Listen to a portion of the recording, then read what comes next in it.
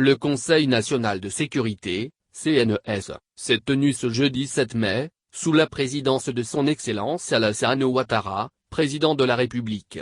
Au terme de cette rencontre qui a dressé le bilan de l'application des mesures arrêtées et dispositions prises contre le coronavirus, le président Alassane Ouattara s'est adressé aux Ivoiriens, dans une allocution diffusée, sur la première chaîne de la télévision nationale.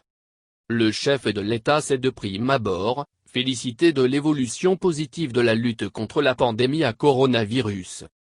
Notre stratégie fonctionne bien, s'est-il réjoui, tout en insistant sur le respect des mesures barrières, notamment le lavage des mains à l'eau et au savon et le port du masque dans le Grand Abidjan devenu obligatoire. Il a confirmé la commande de 200 millions de masques dont 51 millions ont déjà été réceptionnés et la distribution de 22 millions est effective depuis le 5 mai. Si le plan de riposte sanitaire produit des résultats satisfaisants, Alassane Ouattara a déclaré que l'isolement du Grand Abidjan, qui est l'épicentre de la pandémie, reste en vigueur. Néanmoins, le couvre-feu qui y est également maintenu, sera réaménagé à partir de demain vendredi 8 mai, pour désormais rentrer en vigueur de 23 à chaque 4 heures du matin jusqu'au 15 mai prochain. Le CNS, après consultation, a également décidé de la fin du couvre-feu à l'intérieur du pays, de l'ouverture de l'école ainsi que la réouverture des restaurants, maquis et bars dans toutes les villes de l'intérieur. De plus, le nombre de personnes lors des regroupements passe de 50 à 200 personnes, tout en respectant la distanciation d'1 mètre, à partir de demain vendredi 8 mai. Surtout que depuis le 21 avril dernier aucun cas de contamination n'a été indiqué dans l'arrière-pays. 190 milliards CFA mobilisés pour la lutte. Le président de la République a rappelé que l'État, conscient de ses responsabilités, a dégagé 190 milliards CFA pour freiner la propagation de la pandémie à Covid-19. Cependant, il a indiqué que la bataille n'est pas encore gagnée, invitant toutes les populations à la discipline, au civisme par le respect des mesures en vigueur depuis plus de 2 mois. Les mesures restrictives ayant de lourdes conséquences pour l'économie nationale, notamment les emplois dans le secteur privé. Alassane Ouattara a aussi rassuré tout le monde. Ainsi 40 milliards CFA ont été alloués au PME, 30 milliards aux grandes entreprises, 20 milliards au secteur informel et 5 milliards au secteur agricole. Le président Ouattara a insisté pour terminer, sur la discipline et la responsabilité des populations dans cette bataille contre le coronavirus et rassuré que l'État restera à côté des populations pour vaincre la crise sanitaire. Sékou Koné. Présidence de la République de Côte d'Ivoire -. Union Discipline Travail. Pandémie de coronavirus 2019, Covid-19, message à la nation de SEM. Le président de la République jeudi 7 mai 2020. Mes chers compatriotes. Depuis les premières heures du déclenchement de la pandémie du Covid-19, le gouvernement est fortement mobilisé pour protéger tous les habitants de notre pays. Cette mobilisation du gouvernement s'est traduite, notamment, par la conception et la mise en œuvre de 2 plans, afin de faire face à cette pandémie.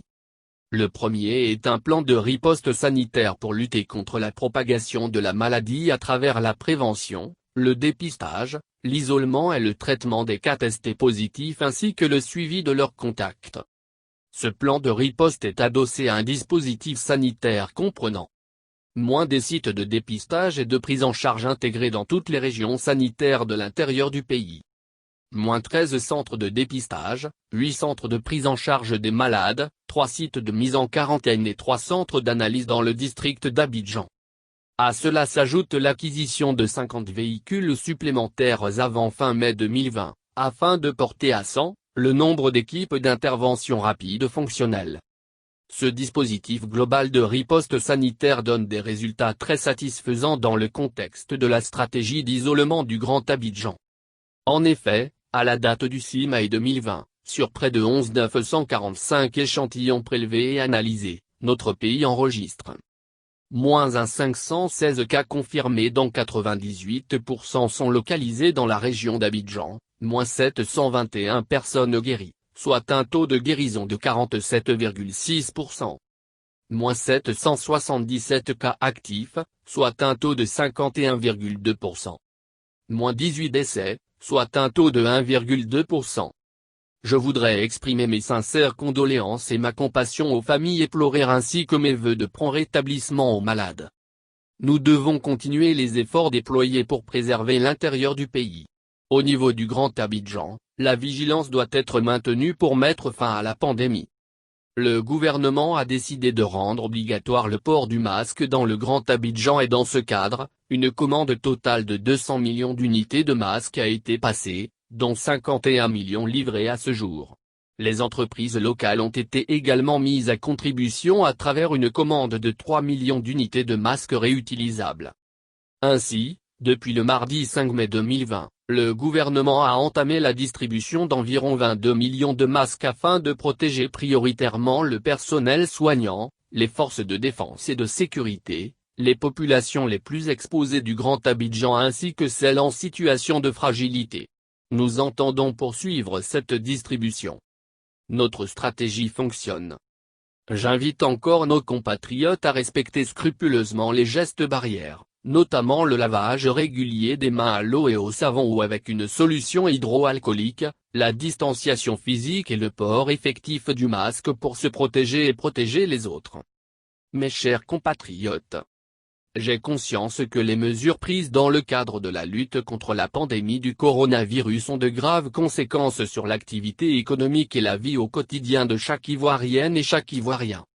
L'appareil productif de notre pays est affecté, ce qui se traduit par une révision à la baisse du taux de croissance prévu et une menace sur les emplois. C'est pour cette raison qu'un second plan, dénommé plan de soutien économique, social et humanitaire a été mis en place en vue d'aider les entreprises et les familles à faire face aux baisses de revenus liées à cette pandémie. Je me félicite de la convergence de vues qui s'est dégagée autour du plan de soutien économique, social et humanitaire tant au niveau des populations, du secteur privé, de la société civile que de nos partenaires techniques et financiers.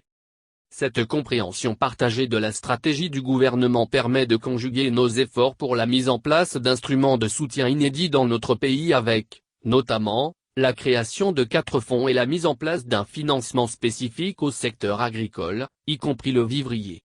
À ce jour, le gouvernement a décaissé, pour le compte des différents mécanismes de soutien, un montant cumulé de 190 milliards de FCFA comprenant moins 50 milliards de FCFA pour le Fonds de solidarité, moins 40 milliards de FCFA pour le Fonds de soutien au PME, moins 30 milliards de FCFA pour le Fonds de soutien aux grandes entreprises, moins 20 milliards de FCFA pour le Fonds d'appui au secteur informel, moins 50 milliards de FCFA en soutien au secteur agricole, dont 10 milliards de FCFA pour le vivrier.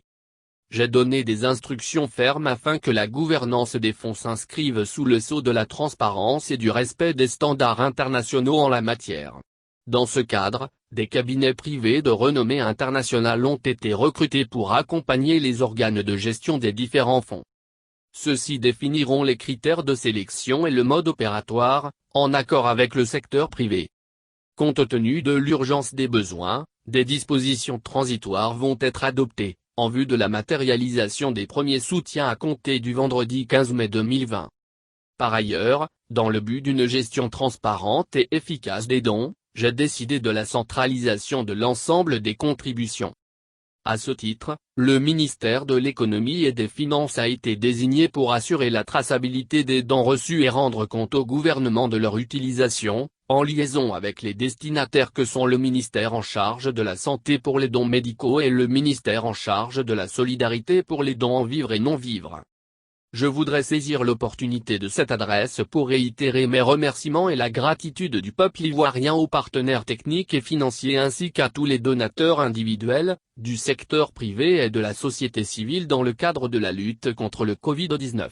Cette chaîne de solidarité nous conforte dans l'idée qu'il nous faut continuer de consolider l'unité nationale afin de conjuguer nos efforts pour venir à bout de cette pandémie. Des résultats probants sont certes enregistrés mais nous n'avons pas encore gagné la bataille contre la pandémie. Nous devons rester mobilisés et faire preuve de discipline et de civisme.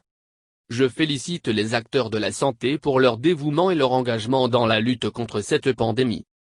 Je félicite également les forces de défense et de sécurité pour leur professionnalisme et leur engagement à accompagner les populations dans cette période difficile. En reconnaissance de leurs efforts, j'ai décidé qu'une prime spéciale d'un montant de 50 000 FCFA par personne leur soit versée, à compter de fin avril 2020, pour la période des 3 mois du plan de riposte sanitaire d'avril à juin. Mes chers compatriotes, en raison des évolutions enregistrées tant à Abidjan qu'à l'intérieur du pays et de la nécessité de nous y adapter, le Conseil national de sécurité que j'ai présidé ce matin, après avis du comité scientifique, a décidé de prendre les mesures ci-après.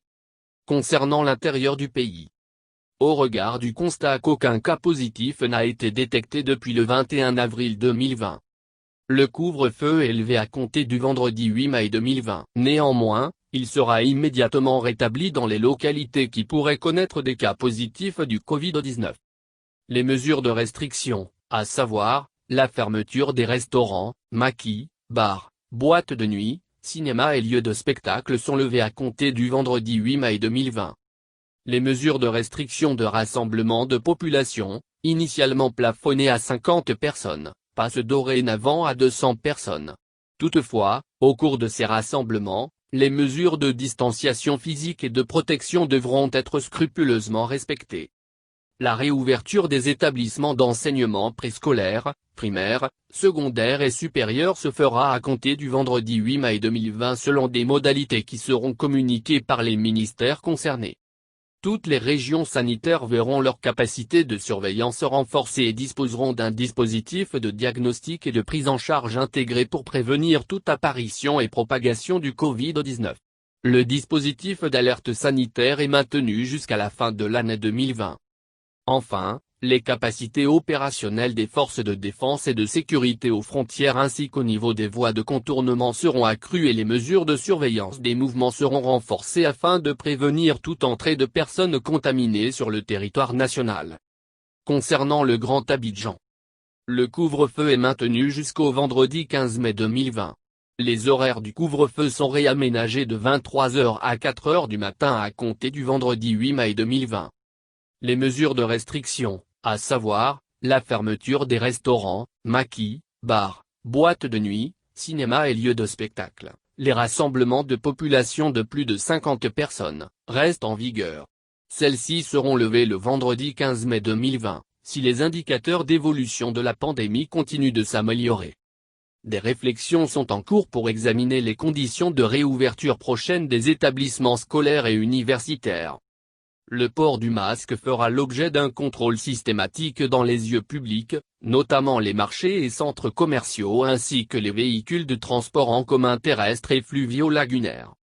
L'isolement du Grand Abidjan est maintenu et sera renforcé avec des contrôles de sécurité et des contrôles sanitaires systématiques afin de veiller au respect du transport des marchandises et des déplacements des personnes autorisées. Le maintien de l'isolement du Grand Abidjan étant un facteur déterminant de réduction de la propagation de la pandémie, les contrôles aux points d'entrée et de sortie seront accentués. De même, la délivrance des autorisations de sortie sera plus restrictive. Mes chers compatriotes, le gouvernement suit avec la plus grande attention l'évolution de la crise à Covid-19 dans notre pays. La discipline et la responsabilité de chacun sont indispensables pour mettre fin à la pandémie. Notre contribution à tous est de respecter les mesures barrières afin de nous protéger et de protéger les autres. Nous devons, ensemble, consolider l'espoir que suscitent les premiers résultats de notre stratégie. Je puis vous assurer que nous veillerons rigoureusement à garantir une réponse efficace à cette pandémie et à circonscrire les effets néfastes de cette crise au niveau économique et social. L'État reste aux côtés de chaque Ivoirienne, de chaque Ivoirien et de toutes les populations vivant en Côte d'Ivoire pour vaincre cette crise sanitaire. Que Dieu bénisse la Côte d'Ivoire. Vive la République.